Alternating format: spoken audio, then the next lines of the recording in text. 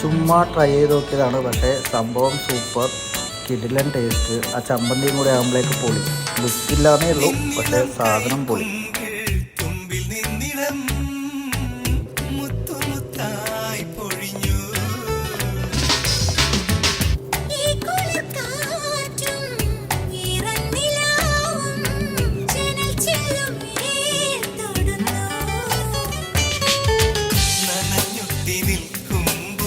മനസ്സാൽ പുതച്ചോടു